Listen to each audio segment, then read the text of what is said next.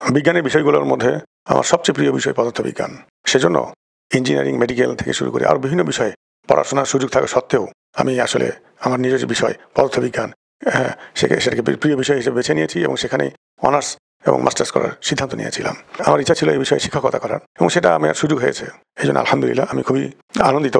কিন্তু আমার এতদিন যাবৎ শিক্ষকতা করার পরে এখন আমি আমার ক্ষুদ্র জ্ঞানে যতটুকু বুঝতে পারছি যেটা হচ্ছে যে আমাদের দেশ থেকে পদার্থবিজ্ঞানের জ্ঞান ক্রমাগতভাবে বিলুপ্ত হচ্ছে। হ্যাঁ, আমাদের কিছু শিক্ষক নামধারী, কিছু লেখক নামধারী কিছু কিছু ব্যক্তি তারা তাদের লেখনীর মাধ্যমে এমন কিছু উদ্ভট তত্ত্ব প্রকাশ করছেন যেটা কোনোভাবেই গ্রহণযোগ্য নয়।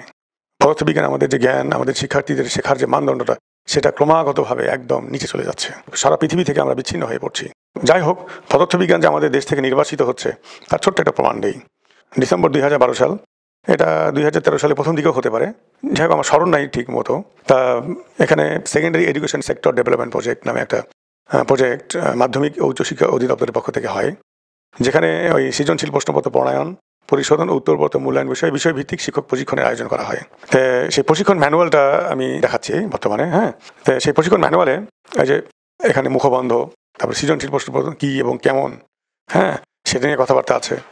হ্যাঁ, তারপরে ভূমিকা থাকবে এইভাবে। হ্যাঁ, পুরো আমাদের প্রশিক্ষণ ম্যানুয়ালটা গতানুগতিক যেরকম হয় সেরকমভাবে আমরা আগাচ্ছিলাম, সেরকমভাবে পড়াশোনা পড়ছিলাম আমি। তো পড়তে পড়তে আমরা যখন এই পরিশিষ্টে আসলাম, যখন এই পরিশিষ্টে এখানে আমাদের পরিশিষ্ট এটা হলো ক, ঠিক আছে। এভাবে পরিশিষ্ট কতে আমাদের যে পূর্বের বিভিন্ন রকম প্রশ্ন আছে, তারপরে এখানে প্রজ্ঞাপন দেখা যাচ্ছে, বিভিন্ন রকম প্রজ্ঞাপন। হ্যাঁ, এগুলো সব বাদ দিই আমরা।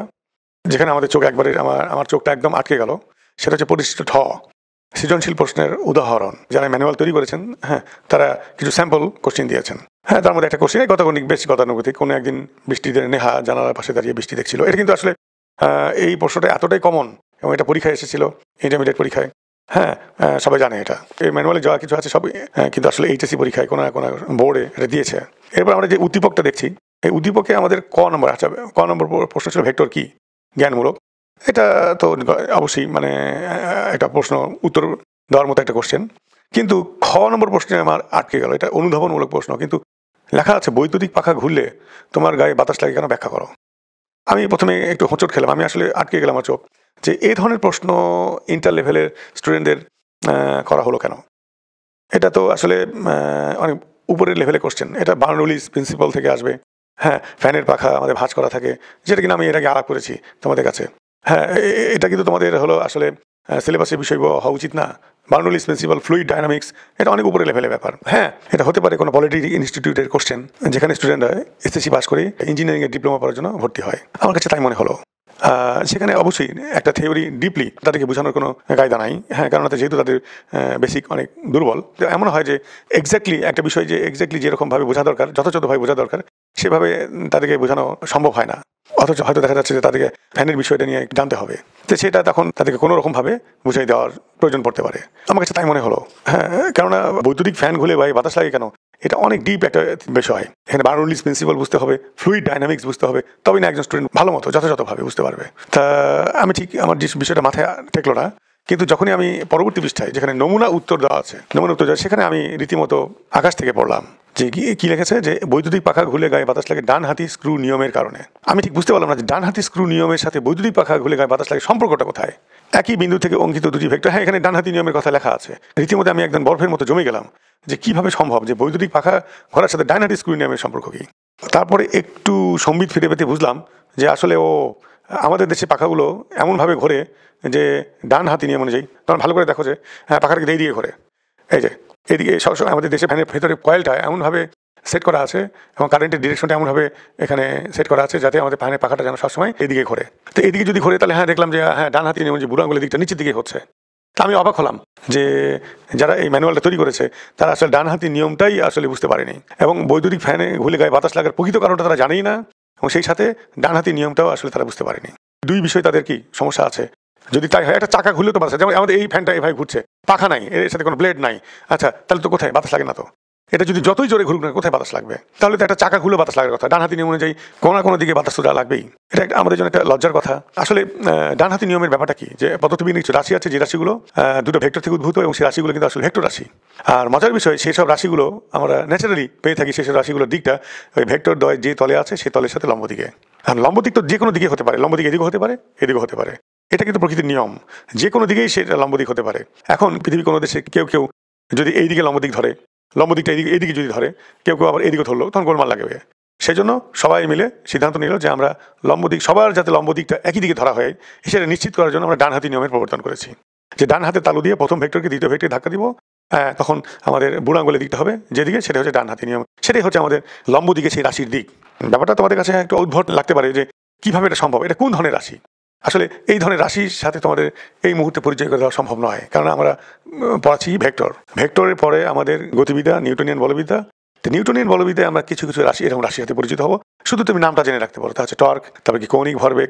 মজার বিষয়, উদ্বেগের সাথে লক্ষ্য করে দেখলাম যে এই ডানহাতি নিয়ম বুঝাতে যে তোমাদের পদার্থবিজ্ঞানে কোনো কোনো বইয়ে রীতিমতো টর্ক বুঝাই দিচ্ছে। এটা কি সম্ভব?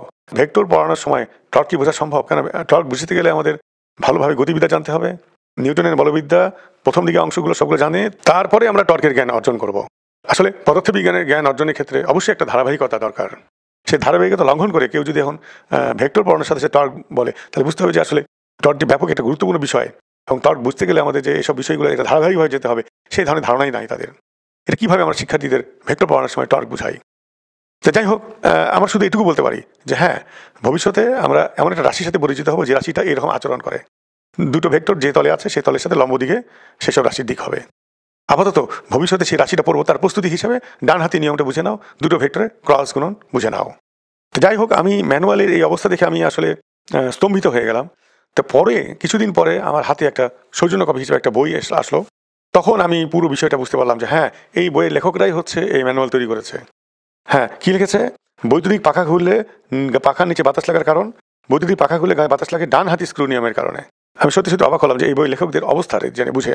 শুধু তাই নয়, এটা রীতিমতো সংক্রমিত হলো। এই যেহেতু এটা প্রশিক্ষণ ম্যানুয়ালে আছে, এটা আমার খুব আশা ছিল যে অন্ততপক্ষে শিক্ষক সমাজ এটা প্রত্যাখ্যান করবে, কিন্তু না, উল্টো এটা সংক্রমিত হলো। এটা দেখা গেল যে সেই বছর থেকে কলেজে বিভিন্ন পরীক্ষাগুলোতে, প্রথম সাময়িক পরীক্ষা, বার্ষিক পরীক্ষা, এমনকি টেস্ট পরীক্ষায়, সব কিছুতেই সব পরীক্ষায় এই প্রশ্ন দেওয়া শুরু করলো। এবং রীতিমতো এটা সংক্রমিত হলো। ভুল ধারণা, ভুল আইডিয়া কীভাবে সংক্রমিত হয়, এটা একটা জ্বলন্ত প্রমাণ। হ্যাঁ, আরেকটা বই, এর বেশ কিছুদিন পরে আরেকটা বই, হ্যাঁ, এই যে লেখা আছে, সিলিংয়ে রক্ষিত বৈদ্যুতিক পাখা কীভাবে ঘুরলে বাতাস ফ্যানের নিচে বসা ব্যক্তি পাবে। হ্যাঁ, অবাক ব্যাপার, সিলিংয়ে রক্ষিত বৈদ্যুতিক পাখা খুলে গায়ে বাতাস লাগে ডানহাতি স্ক্রুলীয় নিয়ম অনুসারে। এটা একটা লজ্জার কথা।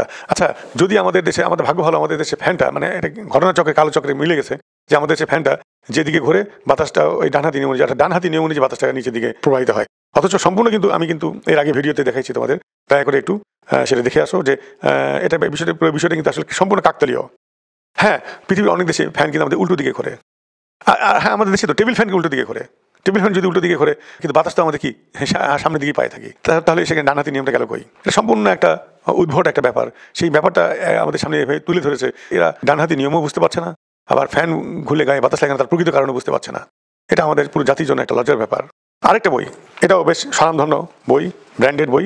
সেখানে লেখা আছে বৈদ্যুতিক পাখা ঘোরার সময় এর কৌণিক বেগ, হ্যাঁ, এর আবার কৌণিক বেগের কথা বলছে, কেন্দ্র থেকে পাখার অবস্থান ভেক্টর আর হলে রৈখিক বেগ হবে ভি ওমেগা ক্রস আর। হ্যাঁ, বৈদ্যুতিক পাখা এমনভাবে ঘুরে যাতে কৌণিক বেগ ওমেগার দিক নিচের দিকে হয়। আশ্চর্য ব্যাপার, বৈদ্যুতিক পাখা উল্টো দিকেও করতে পারতো, টেবিল ফ্যানের পাখে তো উল্টো দিকে ঘোরে। এটা আমাদের জন্য একটা লজ্জার ব্যাপার। এবং শেষ পর্যন্ত এটা দিনে দিনে সংক্রমিত হয়ে বোর্ডের পরীক্ষায়, এইচএসসি ফাইনাল পরীক্ষাতেও, ময়মনসিংহ বোর্ডে 2022 সালে, হ্যাঁ, প্রশ্ন এটা কি, যে এই যে 1 নম্বর প্রশ্ন, এর খ নম্বর প্রশ্ন, ঠিক আছে, যে কি বৈদ্যুতিক পাখা ঘুরলে গায়ে বাতাস লাগে কেন, ভেক্টরের সাহায্যে ব্যাখ্যা করো। আচ্ছা, বৈদ্যুতিক পাখা ঘুরলে গায়ে বাতাস লাগে কেন, এটা ভেক্টরের সাথে কিভাবে ব্যাখ্যা করা সম্ভব? তার মানে বইয়ের ওই কথাগুলো হুবহু তুলে দিতে হবে, সেই উদ্ভট থিওরি। আমি যেটা এতক্ষণ ধরে যেটা কথা বললাম, এটা খুব সামান্য একটু আলোচনা ছিল। হয়তোবা তোমরা বলতে পারো যে এটা এতদিন যাবত এটা হয়ে আসছে, 2012 সাল, আসলে এর মধ্যে আমাদের এইটা নিয়ে কথা বলার কোনো সুযোগ ছিল না, আমাদের কথা বলার স্বাধীনতা ছিল না। তে আমি তারপর অপেক্ষা করছি 5ই আগস্টের পরে হয়তোবা অনেকেই এটা নিয়ে কথা বলবে, কিন্তু শেষ পর্যন্ত দেখলাম যে কেউ বলেও না।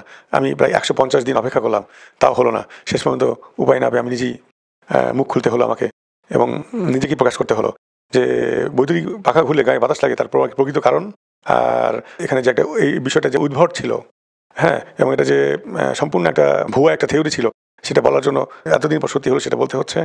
তা আমি আশা করব যে সবাই এটা সংশোধন করবেন এবং উদ্ভট প্রশ্ন অবশ্যই আর কোথাও কোথাও থাকবে না, কোনো জায়গায় থাকবে না, কারণ এটা আসলে এইচএসসি সিলেবাসের সাথে যায় না।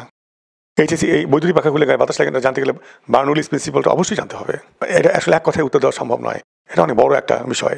আমি আশা করব যে এই ভেক্টর চ্যাপ্টারে প্রশিক্ষণ ম্যানুয়াল থেকে যে উদ্ভট প্রশ্নটা স্থান পেয়েছে, হ্যাঁ বিভিন্ন চ্যাপ্টারে স্থান পেয়েছে, আমাদের শিক্ষার্থীদের পড়তে হচ্ছে।